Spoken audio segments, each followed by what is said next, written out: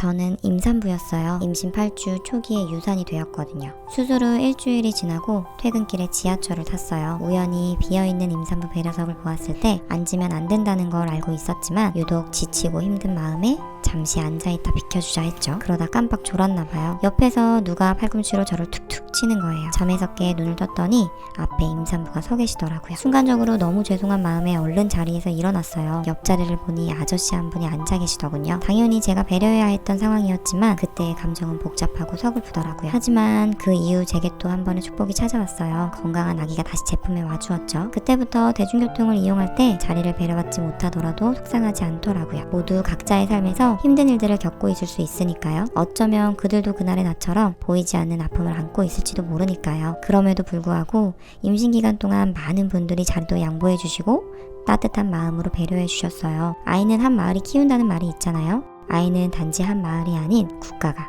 그리고 우리 모두가 키우는 것 같아요. 당신의 배려 덕분에 우리 아이는 더 따뜻하고 안전한 세상에서 자랄 수 있어요.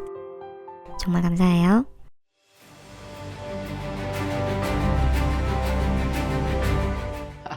아, 진짜 웃겨. 오빠, 응? 뭐해? 응? 아이스티 마시고 있는데? 아이스티? 아이스티 아닌 것 같은데? 아니, 커피야, 커피. 나도 아이스 아메리카노 먹고 싶다. 지금? 커피를? 응. 결혼하는 게 차라리 아이스 아메리카노보다. 에이, 모르겠다. 그래, 결심했어. 여보, 임신 중이잖아. 커피는 무슨 커피야. 됐어. 나중에 마셔. 나와, TV 봐야 돼. 나와, 안 보여. 여보, 왜? 커피 못 마셔서 삐졌나? 몰라. 말 시키지 마. 그럴 줄 알고 내가 과일을 가져왔다. 어? 이게 뭐야? 어때? 오빠가 준비했어? 그럼 여보 좋아하는 과일들만 준비했지. 맛있겠다. 커피보다 낫지? 응. 맛있지? 맛있어. 샐러드 맛있겠다. 오빠가 준비했어. 고마워. 아기 때문에 힘들 텐데 좀만 참아. 임산부에 대한 따뜻한 말 한마디가 배려의 배려의 시작입니다. 아이고.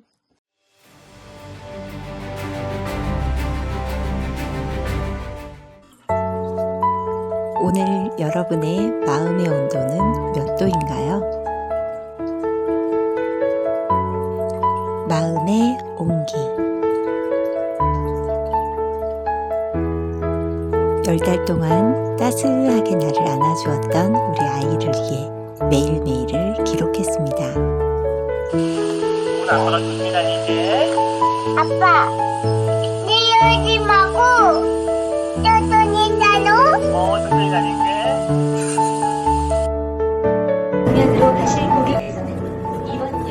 세상을 살아가다 보면 우리는 너무 바빠서 지나쳐버리는 순간들이 많아요. 하지만 그 작은 순간 속에서 누군가에게는 큰 위로가 될 수 있는 마음이 담겨 있을지도 몰라요. 11년 전 저는 임산부였어요. 역에서 전철을 탔을 때 한 분이 저를 보자마자 자리를 바로 양보를 해주셨어요. 너무 감사한 마음에 어떻게 표현할지 몰랐거든요. 그런데 말하지도 못하시고 귀도 들리지 않는 여성분이셨지만 그녀의 배려는 말 이상의 감동을 주었습니다. 그 순간 저는 배려가 꼭 말로 전달되는 것이 아니란 걸 알게 되었어요. 오늘도 우리는 많은 사람들을 지나쳐갑니다. 혹시 내 옆에 누군가가 작은 배려를 기다리고 있진 않을까요? 당신의 따뜻한 마음이 누군가에게 평생 잊지 못할 선물이 될 수 있습니다. 작은 배려가 만드는 큰 행복, 서로를 배려하는 마음으로 세상을 조금 더 따뜻하게 만들어 가길 바라봅니다.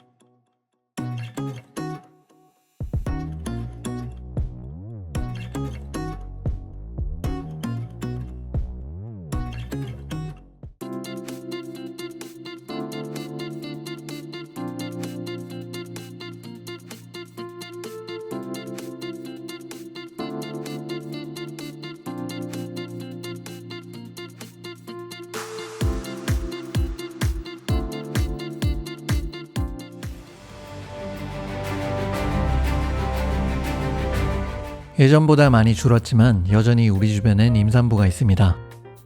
여러분은 임산부를 얼마나 배려하고 계시나요? 한 조사에 따르면 일반인의 85%가량이 임산부를 배려한 경험이 있는 것으로 조사되었지만 임산부의 63%만이 배려를 받았다고 응답한 것으로 보아 배려 체감도는 다소 차이를 보이는 것으로 나타났습니다. 사회 곳곳에서 임산부는 다양한 불편한 경험을 하고 있는데요. 먼저 일상생활에서는 임산부 배려석 양보 문제와 급제동 급출발 문제, 길거리 흡연 등에 대한 답변이 있었고, 가정에서는 임신으로 인한 신체 정서적 변화에 대한 이해와 지지 부족이 가장 높았습니다. 직장에서는 상사나 동료의 눈치를 가장 불편한 경험으로 꼽았습니다. 임산부의 경우 체중 증가, 허리 통증, 빈뇨 증상 등 다양한 신체적 불편함을 겪는 건 물론 임신 호르몬의 대량 분비로 인해 감정 기복이 심해지고 우울한 기분을 자주 느낄 수 있는데요. 특히 초기 임산부의 경우 유산율은 전체의 80%에 달해 더 조심해야 한다고 합니다. 임신 초기의 경우 겉으로 드러나지 않기에 임산부는 항상 임산부 배지를 소지해야 하고, 우리는 일상생활에서 항상 주변에 임산부가 있는지 살펴보며 배려하는 문화를 가져야 합니다. 가정에서도 임신으로 인한 변화를 이해하고 가사 분담과 함께 배우자와 양가 가족의 심적인 지지를 통한 배려를 보여줘야 합니다. 마지막으로 직장에서는 임산부에 대한 눈치와 비난보단 안전한 업무 환경으로 업무 변경, 병원 방문 시간 보장 등으로 임산부를 위한 배려를 보여주면 좋을 것 같습니다. 배려가 없는 사회엔 미래가 없다고 합니다. 임산부를 위한 작은 배려로 건강한 미래를 꿈꿀 수 있습니다.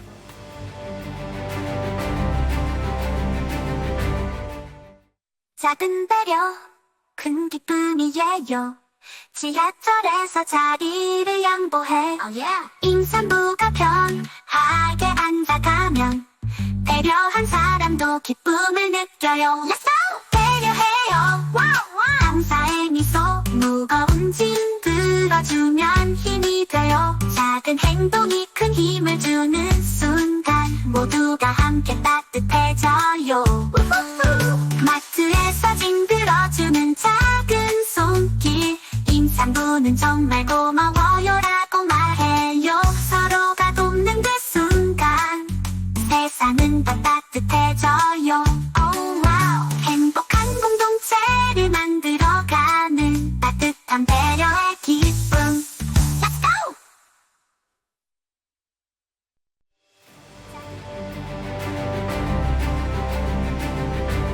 한국은 대중교통이 되게 잘 돼 있잖아요. 그래서 임신을 했을 때도 자주 이용을 했거든요. 한국은 임산부만 앉을 수 있잖아요. 핑크색으로. 근데 임산부 배려석에 아줌마나 아저씨분들이 앉아 계시는 경우가 꽤 있었어요. 근데 제가 가가지고 자리 비켜주세요 할 수도 없고 뭔가 눈치가 보였고 핸드폰 하면서 못 보는 척 하는 분들도 꽤 많았어요. 한국은 그 배려석에 계시는 분들은 안 비켜주고 일반석에 계시는 젊은 분들이 되게 많이 비켜주셨어요. 임신했을 때는 잠깐 서 있는 것도 되게 힘들거든요. 그때 진짜 너무 감사했어요. 이런 작은 배려가 임산부들한테는 큰 배려로 다가옵니다. 임산부들이 눈치 보지 않고 단단하게 배려받는 사회 분위기가 됐으면 좋겠습니다.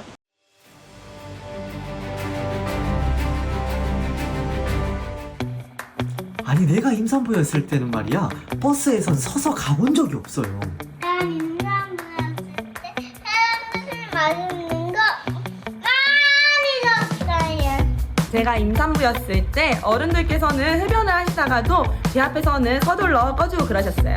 나도 옛날에 몸이 무거웠을 때 사람들이 줄 맨 앞으로 보내주고 그랬지. 저는 요즘 엄마 뱃속에서 임산부 대접을 받아서 너무 좋아요. 하루도 쉬지 않고 크느라 힘든데 도와주셔서 감사합니다.